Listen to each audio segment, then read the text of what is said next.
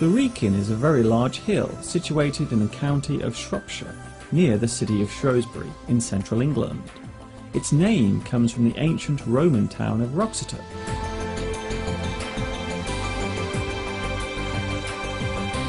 At its peak it is 1,335 feet high, and on a clear day gives a stunning view over the surrounding countryside, nearby towns and villages. The local legend of how the Wrekin was formed tells of a Welsh giant who, after becoming lost, dumped a spade full of soil intended for blocking the nearby River Severn onto the ground, thus creating the hill we see today.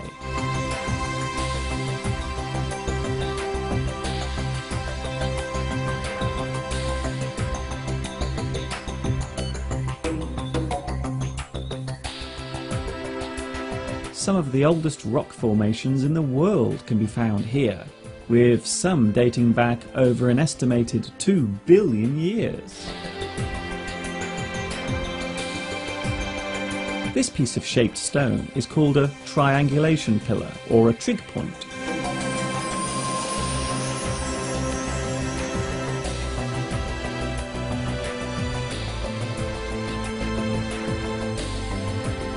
The Wrekin is a popular place to visit for hikers and for those who simply want to get away from it all while enjoying the fresh Shropshire air.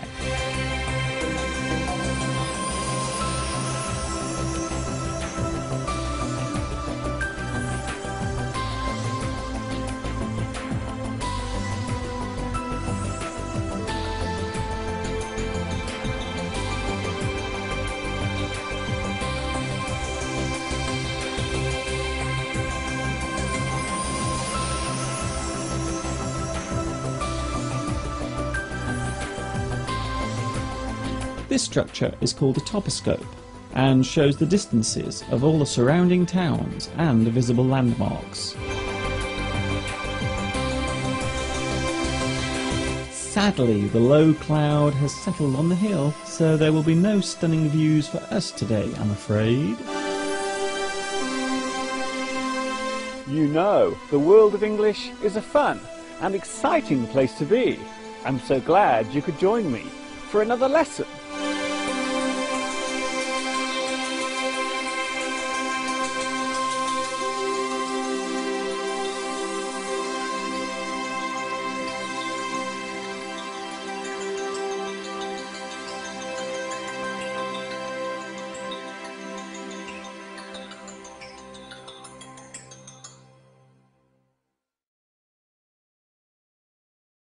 Nobody heard him, the dead man, but still he lay moaning.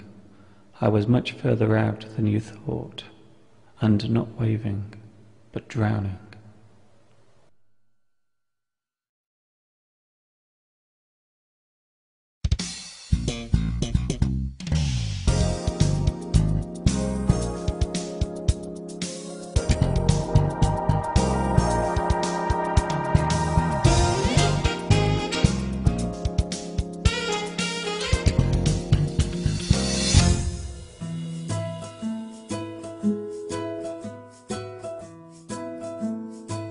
Hi everybody, this is Mr. Duncan in England. How are you today? Are you okay? I hope so. Are you happy? I hope so. In this lesson we'll take a look at the two sides or faces of how we can feel emotionally and the way these feelings affect both ourselves and the people around us. In today's lesson we will look at being happy and feeling sad.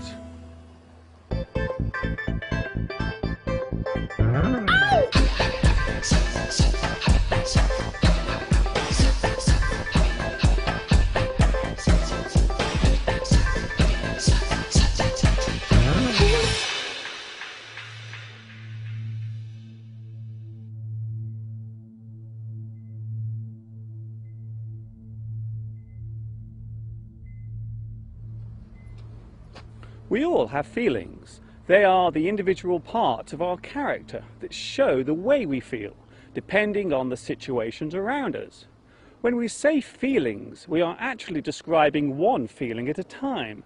Although sometimes, for example, due to illness, a person may experience many feelings at once.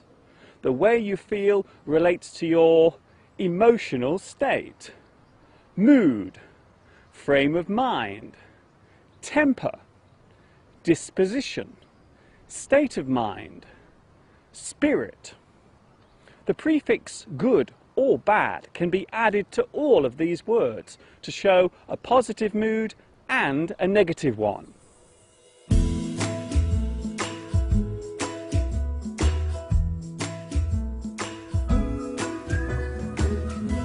Our feelings and moods are all related to the way we think in our minds. The study of this subject is called psychology. This also covers the way we behave generally. Our minds control everything we do. Besides actions, your mood can also affect your health. If you were to feel unhappy over a long period of time, then you may need to see a doctor. You could be suffering from depression. This is often caused by stress from a sudden change in your life, such as the loss of your job or the death of a loved one.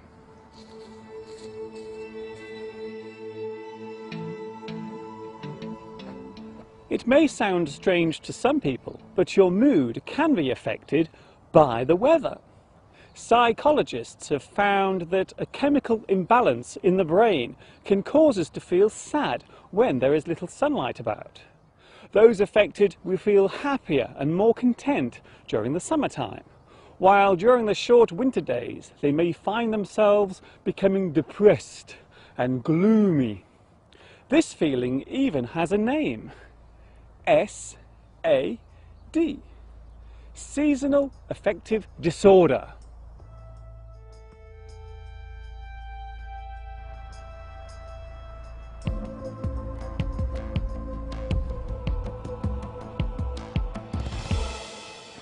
It is amazing how our moods can change from day to day.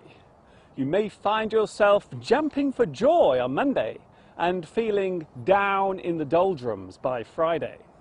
There are many idioms for feeling happy and sad.